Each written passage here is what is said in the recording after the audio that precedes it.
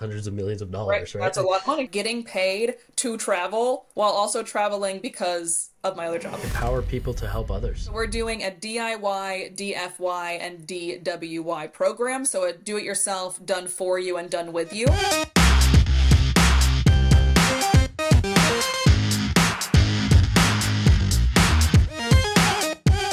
What's up, everyone? Jay here from Jay's Way, and today I have a very special guest as part of a interview series I'm doing. This is Leslie Cole-Gallant. How's it going, Hi. Les? Good. How are you? Excellent. We actually had the privilege of meeting each other for the first and only time so far in Riga, Latvia recently at Printify's HQ. You were one of the speakers on a panel there that was about continuing success. So I'm super grateful that you're going to give me some of your valuable time today, and hopefully we can help some people going in this Q4, right? We're on day 2 now. Amen. Q4. Absolutely. Let's do it. All right. So let's start with the basics. Who is Leslie? Yeah, good question. Long answer. Short, as short as I can get it. So I am a freelance digital marketer, and I've been working in my own business since April of 2022. So a little less than like a year and a half or so. And I was able to scale to almost $400,000 myself, like working, by myself completely. I don't have a team. It's really just me. But I basically work with people like building their own digital marketing plans. And then I also have a personal brand myself, which is called Evolution Designs, where I actually obviously am on, like TikTok, Instagram, stuff like that, working with people about learning how to be a freelancer and then also learning how to do print on demand. So that's one piece of Evolution. Nice, nice. That said, like, what led to Evolution? And I'm noticing the spelling of it, and I know it was to empower women, right? Was part of the goal anyway, if not the main goal. But is that how the SHE got in there instead of the... Yeah. Ooh, when was this? 2019, I believe. It was actually, you met my husband, Sean. So he actually was the one that came up with our name, which was awesome. This was print on demand back then. So before I actually launched my freelancing business, I wanted to make items and products that were like female forward. So I was like, what could it be that has the word she or her in it? So we were thinking like empower her or whatever, but I was like, I hate the way that sounds. So then I decided to just make Evolution because the main goal, like you said, was focusing on kind of like female owned businesses and providing them with those services. But at the same time, I knew in that current 9 to 5 that I had at the time that I wanted to go out on my own one day and offer like an A to Z transformation for people and for clients, hence the name Evolution. Awesome, awesome. So walk us through what got you into Evolution and how like you put that in action, because now it's like a viable business. Like what you started with POD and then you made a transition to wanting to help people grow their own individual brands. Me and my husband started a handmade home decor Etsy business in 2017. So we've been doing this for like almost 6 years now, but like little pieces of each thing that led to where we are now. So we started doing that for about 3 years. And then when COVID hit, we were supposed to get married that year and like have this big wedding. Obviously did not happen because of everything that happened. So we decided the handmade stuff, like lumber was ridiculously expensive back then. And it was also harder for us to convince people to buy our handmade stuff during that time. Right? So what we decided to do was I learned about print on demand at that time in I think like late 2019, early 2020 on TikTok actually. So I learned about that and then I was like, you know what, I think this is a good transition for us. So it's a little bit more hands off so that we can still get what we need, but then someone else is fulfilling it for us. So we did that. And then the transition just naturally took place in 2021 of me going full time in the digital marketing and freelance space because I was actually a vice president of marketing for a consulting firm for 3 years. That was my corporate role. And in that corporate role, I loved it. And loved my team, was really good at it. However, I was bringing in almost 300 grand of services, like clients on an annual basis. And I was retaining them. I was getting good reviews from them. I was managing them. And I was like, the math isn't mathing. All for the company. Exactly. Yeah. So I was like, the math isn't mathing because I was only making a set, capped salary. So let's see, I think it was February or March of 2021, it's called Upwork. So I was like going to try to go on Upwork and just offer some of the things that I was offering in my 9 to 5 to other people just to see if I could potentially like grow that exposure. Smart.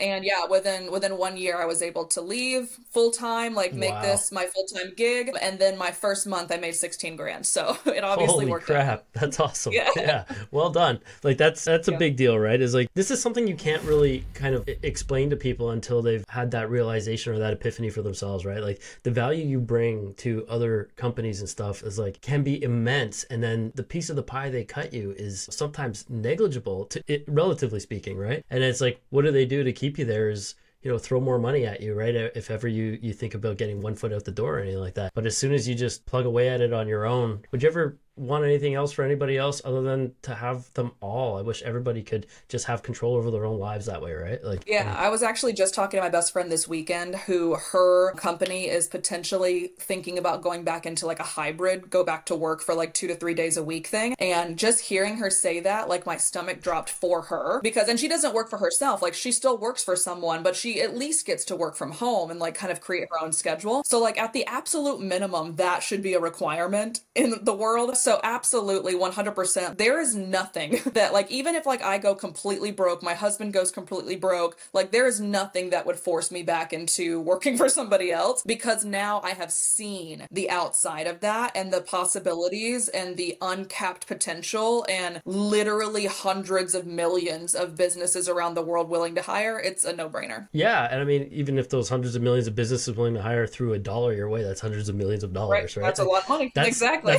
That's another great point, is that ceiling, right? Is like even in a corporate environment, when I was working at Yellow Pages at the time and then TD Bank after that, it was like, sure, you can make your six-figure salaries and stuff, you know what I mean? Like doing whatever you needed to do for them, but at the same time, like you're capped, and no matter how much value or business you bring that to that corporation, you're still capped. Right? Like you have to go lateral moves to move up, the corporate ladder structure. But as soon as you start doing your own thing, like you realize like these numbers seem absurd, right? And there's like, there's something you mentioned in one of your TikToks I was creeping on there, and it was about imposter syndrome, right? And it was like, I felt like that in the beginning when we did our first Etsy challenge, like many years ago now, or 5 years ago or so. And then it was like, holy crap, you can actually make this much money, and it's a real thing. Like people are doing this regularly, and we were just doing that once a year, right? So yeah, great point with that ceiling. I was explaining this actually to a friend of mine like 3 or 4 days ago, the potential with print on demand and how much money some people are making that I've now met, you know what I mean? Yeah, right. In Latvia and stuff. And he was like, but is it all real? Is it all real though? Because like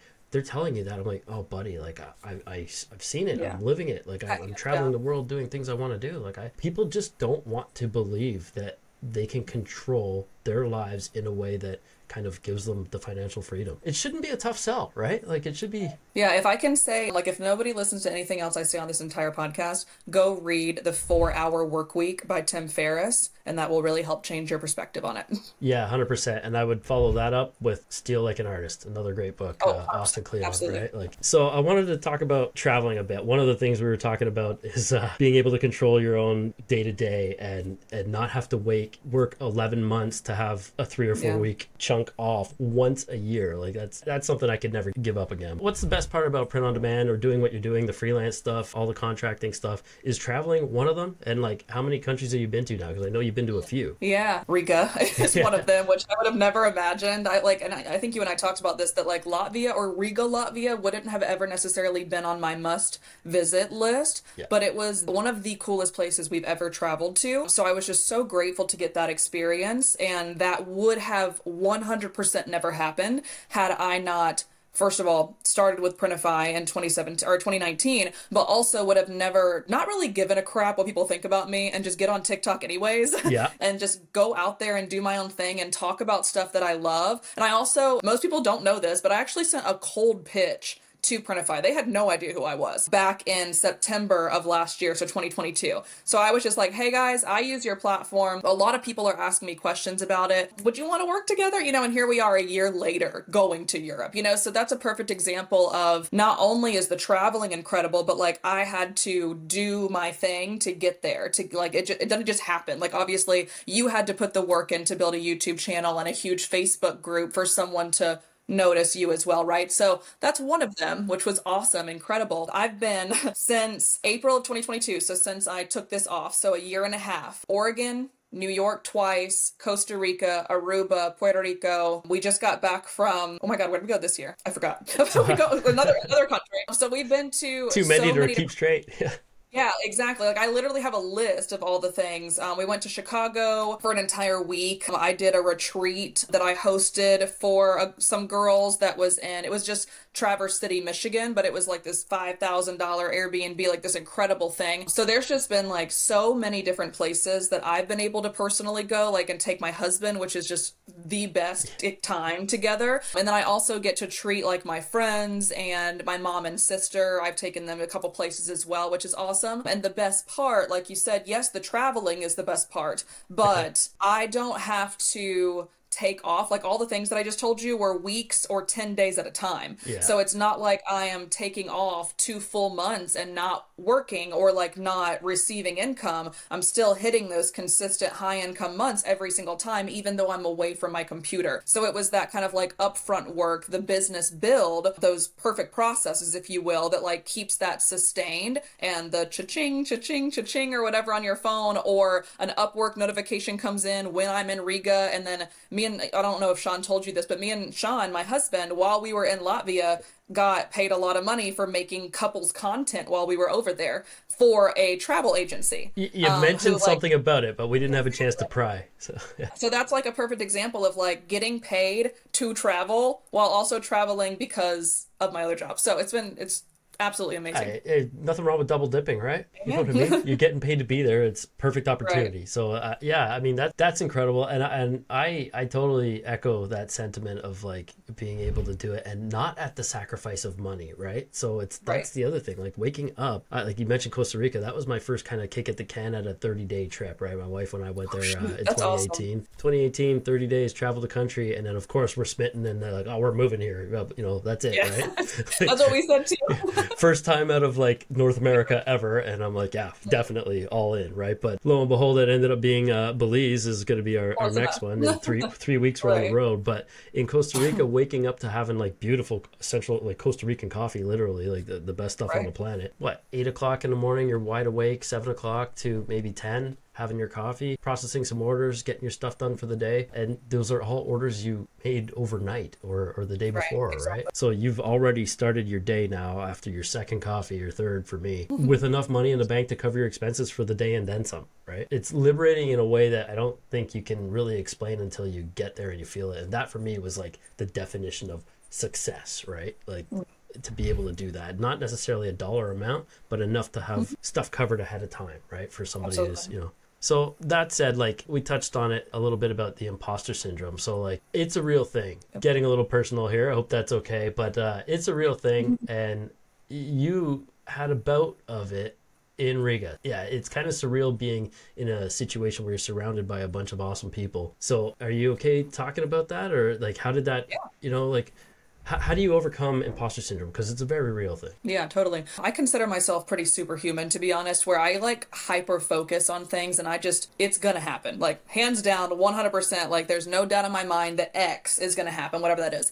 However, I have like a little, you know, like the angel and the devil on your shoulder. So I have ADHD and I also have hypomania. So it's just kind of like you're like all the time, like gung-ho on something, and failure or being less than or not being the best or whatever, which is not the case, by the way. But like in my brain, sometimes it doesn't speak as kindly to me as it should. So I've personally been on my own growth journey for a very like a self-reflective, a self-love journey since March of this year. So I'm personally in therapy myself. Like I have a bunch of like, I meditate every morning. So like I'm working internally on making those things happen. But I think I'm a perfect example. And that's why I decided to like, I don't know if you've seen it, but you said you stalked the TikTok a little bit, but I tried to get as real and raw and transparent with people as possible on there so that they could feel like when your friend asked, is it real? Like they're just saying that. Like I want someone to see like, like I'm having a shit day, you know? Yeah, and no bullshit, right? It's not all roses. I haven't had a great month. I haven't had a great year, whatever it is. But even in those times, look at this number or look at these orders, this amount of orders that happened this year or whatever the case may be. So yes, in Latvia, Tuesday night, I believe we had, you know, you had your group like having dinner. We had ours.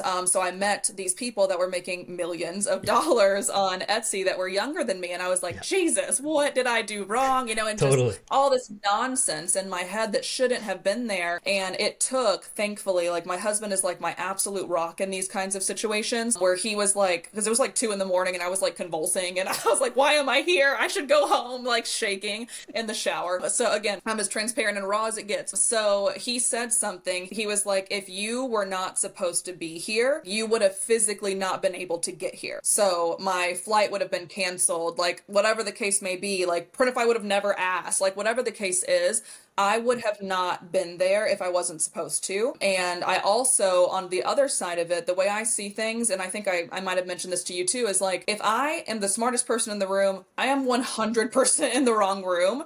So from that moment, when he said that one like 10-word sentence, it was game over. It was like, oh my God, I'm going to use every second that I can to just be a sponge for all of these incredible people that are there, these amazing networking opportunities I'm having, and then I'm going to freaking kill my speech, my 3 minutes, and then I'm going to move on with my life. And it took someone else sometimes, or it takes someone else sometimes, so just kind of like getting that out of you. To validate you, right? Exactly. But it went perfectly fine, like better than I could have ever imagined. Being with you guys, the whole experience, the travel back and forth, like everything was literally as perfect as it could have gone. And I was just getting in my own way for about 45 minutes. So that's what I would say to anybody, is just like, you are the only person holding you back from reaching those goals. You hit so many nails on the head. There's so many parallels there that, like, I'm in a room, like you said, a few years on some people. I've been doing print on demand before Printify existed even, right? So when you're in a room surrounded by literal greatness, right? And these are people whose names have come across my screen more than a handful of times, right? Yourself included. And I was like, holy crap, like I don't know if I compare to this. For you have those moments of doubt, right? And it's like, and then, you know, like you say, like my partner, like my wife was saying, like, Jay, like they asked you to come and share your story. You're living the dream, right? We're going to Belize because of print on demand. Like, you know what I mean? Like, it's those moments of validation that I think that having that partner there, like sometimes you can't go it alone, right? You need support. And if you don't have that partner to lean on, then like you say, like I've spoken to somebody too, like I've done the therapy thing too. And sometimes you just need to unload on somebody who won't judge you in a day-to-day like you would in a corporate environment, right? If you unloaded some secret on somebody, they might look at you weird, and then people talk, right? Or so take you to HR. Totally. You know? Yeah, that's pretty awesome though. So like, was there a moment, I guess, conversely, where you realized that you made it, or that you felt you made it, or have you gotten there yet? That's a funny question. So actually, speaking of therapy, my therapist asked me, because I'm such a high achiever where I just want to like move, do. And that's why, to be honest, print on demand for the first probably 2 years was so challenging for me to get and to like make actually work for myself, because I was like shiny object syndrome all the time. 100%. So it was like, oh, you can make outdoor mats. Oh, you can make shower curtains, and like, oh, you could do this niche, you can do that niche, you know? So it was just, and you can make so much money at it, right? Right, exactly. So which one do you choose? And then I just get into this like analysis paralysis of myself, to being like, none of them, and then I just fall and die. So, you know, so what she said was, Leslie, you just hit a really good milestone. Whenever this is like, this one I hit 300,000. She's like, this was an incredible milestone. So I'm going to ask you a question, and it's going to hurt. Did you celebrate that, or did you just move the goalpost? Yeah. And I was like, dang. Like 100%, because she knows I like sports, so that was my little analogy that's going to stick with me for the rest of time. So this year has been probably the first year in my entire life, and I'm about to be 31 next month, that I have actively done that. So now on a monthly basis, this sounds kind of lame, I guess, but it works for me, and it might work for somebody else that hears this. But on a monthly basis, I write myself a letter, like a recap letter of all of the like awesome things that happened that month. Nice. Whether it be like me and Sean, my husband and I were doing fantastic, or I went to this place and I traveled with my family, or I made X number of dollars in the business, whatever. I try to do that on a monthly basis now, so that I can like go back to it and be like, oh yeah, I killed that, or whatever the case may be. Yeah, so yeah, in those moments of doubt, right? You have that kind of exactly. That's awesome. I literally have a journal of like, you're the shit, like stop pretending that you're not, like to myself, you know? So that's one thing that I'm doing actively myself that I think could help others as well. But when I said like that I like reached success, it was when I was able, and I feel like this has just continued to perpetuate for the past year and a half, but like when I was able to like go to Aruba and like give someone else like 3 tasks to like outsource to them for the week, and then my business like still made me like 10 grand that week. Like that's exactly what what I want in this life is to be able to travel, like you said, to stay a month here, 3 months there or whatever, and still be able to like serve other people, whether it be, you know, companies or individuals. So that for me was like 100% success, and it hasn't stopped since then. So I think I'm still successful, I guess. For sure. Like that's something, what you just said there is like being able to serve other people too. It's like there's no better feeling. And a lot of people are like, well, if you're making this much money, why are you on YouTube, or why are you doing this, or, you know, shouldn't you be? But it's not about working in the business. If you get to a point where you can, you know, outsource some tasks, then do it and grow faster with less stress. Because if you end up doing all the things and wearing all the hats all the time, inevitably some of the shit that you don't like doing is going to suffer because you're just trying to get it done, right? So you won't necessarily be getting it done properly, or you might be, you know, more inclined to take shortcuts, that sort of thing. But like to those people, I would say, like, if you haven't genuinely ever helped people become better or do better in life, or their careers or whatever it is, then I don't know if I can explain that to you until you like just go try to help somebody, right? Spend a dedicated amount of time, even an hour a week, trying to help somebody be better or do better. And there's no better motivator than to see people's successes and be able to celebrate it with them, right? I've actually seen this a couple times now, which is totally disheartening, but something on a Facebook group the other day talking about people like us, like, why would Jay explain his process to somebody else? If you truly were making that much, if you truly were successful, you wouldn't go out and give the keys of the kingdom.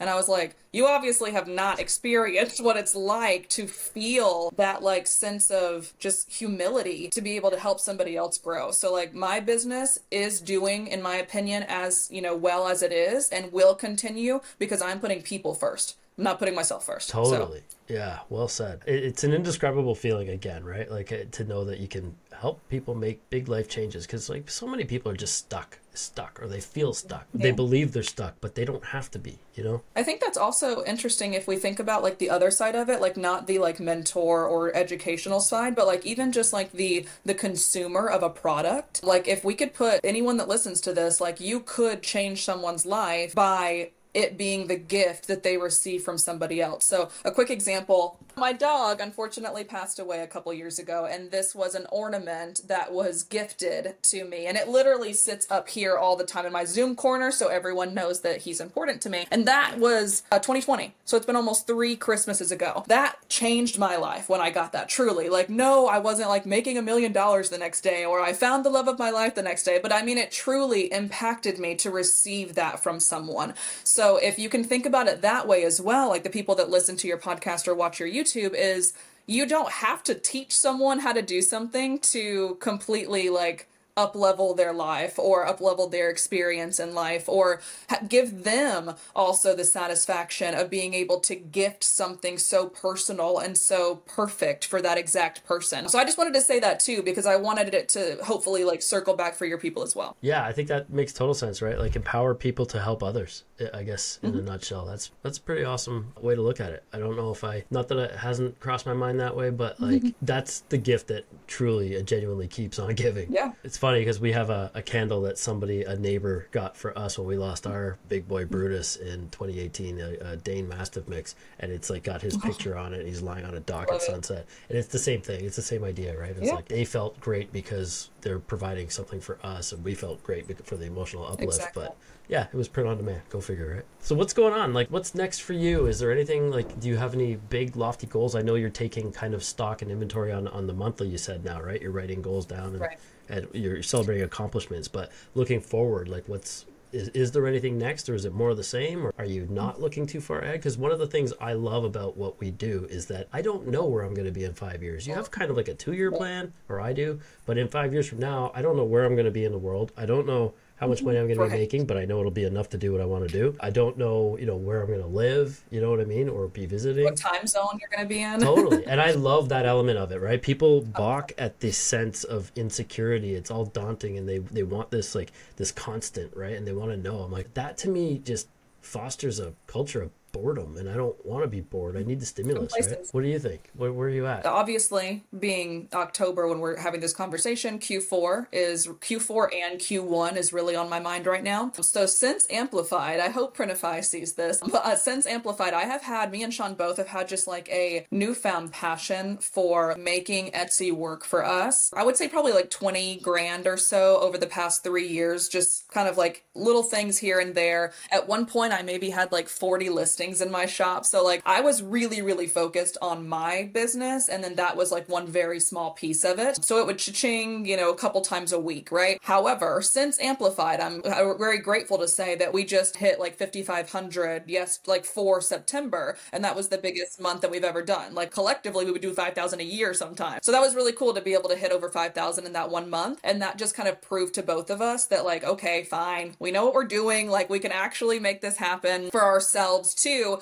which will, as you know, give me more time to be able to serve. So that's going to be, the income goals that I want to be hitting can be hit with that being a larger piece of the pie, which allows me to then focus on, educational stuff through TikTok and Instagram, getting really, really high and heavy on content. So that's really where we're going. Is we're really, really heavily focused on Q4 and Q1 right now on the Etsy plan. But then from there, on the other side, I also have the freelancing kind of digital marketing business. So we're in a process right now. We just actually launched at noon today. So it's going well so far. It's only been an hour and a half. But yeah, so we're doing a DIY, DFY, and DWY program. So a do-it-yourself, done for you, and done with you. So I basically have 3 different offers now that I can like work with people in a small or a large capacity, depending on, what they're ready for and where they're at in their own journey. So that's my biggest goal in life, is to make every single female I know a freelancer. Awesome. And make them be able to work for themselves. So that's kind of the 5 to 10 year plan, if you will. And we will 1000% be linking to all of that down below. So make sure you check the description for sure. Yeah, no, that's awesome. There was something you said there about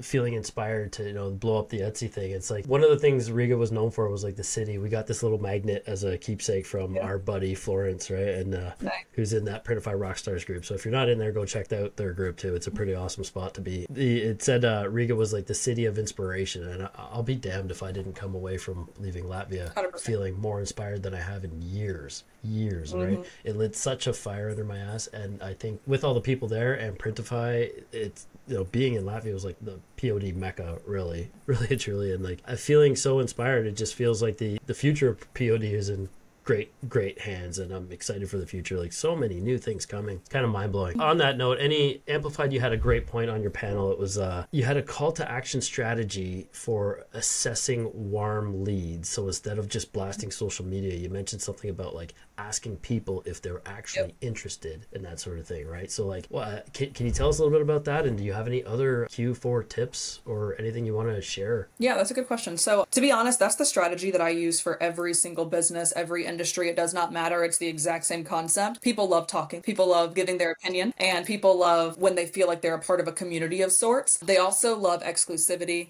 Obviously, we use urgency and scarcity all the time by having flash sales, whatever. So it's just the exact same concept, but being able to do it like organically. So I'll go over a little bit about that again. So basically what I was saying was get really, really good at social media, or get really good at email marketing, whatever is your, cup of tea in the marketing space. Get really good at it, and then be able to just ask someone's opinion of something, or ask if they actually want to be included in this exclusive community of sorts. So a quick example is, let's just say I want to put this up, for example, on TikTok, and I'm going to sell it. I'm going to not talk about me. I'm not really going to talk about the product. I'm going to make a really, really good short form video with a fun trending sound in the background. It's going to reach, tens of thousands, whatever, millions maybe of people. That's kind of the power of those things, is you really can reach a lot of people very quickly. So being able to do that, and then saying, instead of having them all like infiltrate your Etsy account and then your traffic goes up, but then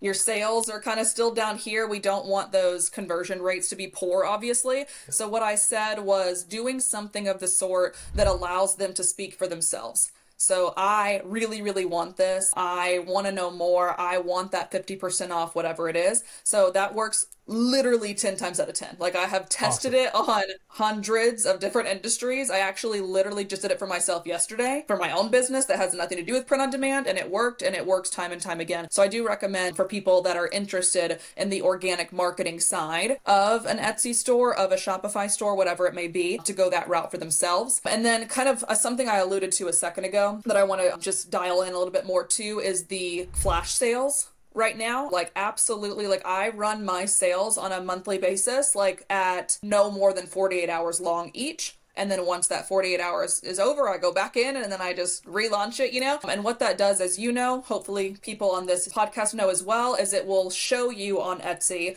this sale is ending in 36 hours. This sale is ending in 8 hours, right? And it really helps them to be like, ah, shit, okay, I'll buy it. Like, I don't just want to add to cart or favorite it. I'm going to go ahead and make that purchase. I'll tell you, there's nothing like if basket and you're at the checkout screen now, they've got an actual running countdown timer, right? So if you're on the fence at all about buying something, if there's no better driver than knowing that you might have to pay 20% more or whatever it is, right? Yeah, that's been super helpful for me. And I actually just looked yesterday, of that 5,500 we had, 3,600 came from flash sales.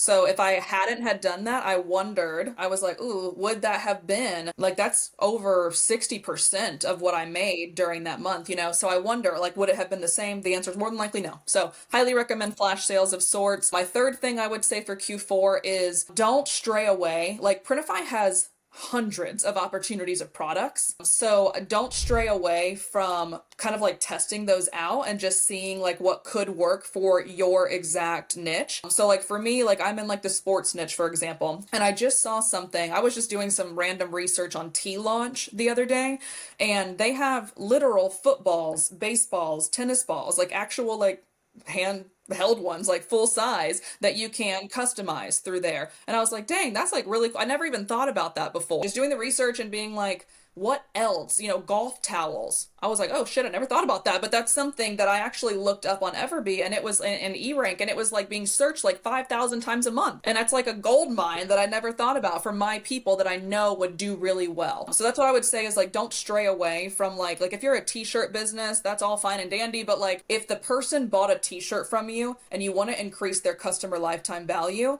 what else could they buy? In that like, same vein, absolutely. You know, could that design go on a phone case or whatever it is? You know, like you want to just get them coming back for more, because you and I know that's the cheapest customer you can get is that person 2, 3, 10 times. Yeah. So those are my 3 things that like I'm personally focusing on, and I'm telling everybody else too. That's so smart. And you mentioned Everbee too. I just dropped a video like 2 days ago, I think, and it's just how easy it is to find winning products. And winning, I'm talking like $40,000-$50,000 of revenue on a single item, right? Ooh. So yeah, that's amazing. Kind of nuts. And it's like, it was just a big dog, a dog mom sweatshirt. So they're making thousands of sales and 48K I think they did in the last 28 days. Yeah. Jesus. Yeah, that golf towel I just mentioned was 26 grand. And I was like, okay, I'll do it. Yeah, and that's like one single listing, right? We're not talking about the shop. Like imagine with plausibly speaking, if you have the one item making about 50K and then you have 6 more items, or 5 more items making 10,000 each, you know, you're making $100,000 a month in revenue with 6 listings. So yeah, all kinds of potential. And this is the kind of thing where people are like, these numbers just sound like BS or fluff, right? It's like, what? It would take me like years to make that kind of money, blah, blah, blah. Well, this is the kind of thing where, what we're talking about, right? Like the potential is literally limitless. So coming back from a place like like Printify there, it's just, and seeing what's coming in a pipe for them. Yeah, it's inspiring. I don't know how people don't want to want more. Right. Yeah, or at least just try. I mean, we've gone over my story a little bit. I've been doing this since 2017. Like I was a serial side hustler, and I probably will be for the rest of my life, even though this is a full-time business now. So it's not something that's going to happen overnight, but it sure as shit won't happen if you don't do it. Like if you just don't like put the effort in making it try. Totally. The worst mistake I think you can do is not even try. Right. Literally, I think I said that at the end of our first panel, was like, the worst thing you can do is not even try. Mm-hmm. You know, it's not for everybody, but there's almost something for everybody in the world of print on demand, I think. I totally agree. I mean, those are great tips. Having the plan, well, you're in a few different niches, but you mentioned the sports one, like niche research. It's always a tongue twister for me, but like doing that is way more important than just making random designs and throwing a bunch of shit against the wall and hoping something sticks, right? Like I can't stress that enough. And it's better to to have a plan going forward, because the more you do the research in that niche, the more you're going to be inspired, ideas will come more naturally, and the easier that plan, that marketing plan comes, right? Because now you can kind of, you know, I call it like virtual hangouts, like where your target audience hangs out online, right? If you're trying to serve everybody, those places, you're not going to be able to serve everyone if you on this social media channel. If they're hanging out on TikTok or if they're hanging out on Facebook, you know, not every niche hangs out, or the target audience doesn't always hang out on all those channels, right? So to have some focus is massive. That's probably one of the best pieces of advice. So I'm grateful Fantastic. that you feel the same. All right, once again, you can find everything you need to about Leslie at Evolution Freelancing on TikTok, I think, are all her socials, right? Is that fair? Everywhere. Yep. And she's got that almost like a 3-step strategy, or three option coaching that we'll link to down below for sure. Thanks so much, Leslie. It's been great. It was awesome to meet you. Of course. You know, hopefully we get to do it all again in 9-10 more months. Fiji, hopefully. Yeah, or come visit Belize. Like, we'll get you and your hubs yeah. out there. At least, you know, there. hey, if you're getting paid in the neighborhood or back in Costa Rica, then we're not too far. All right, happy Sounds Q4 good. for you. Thank you. You too. See ya. Ciao.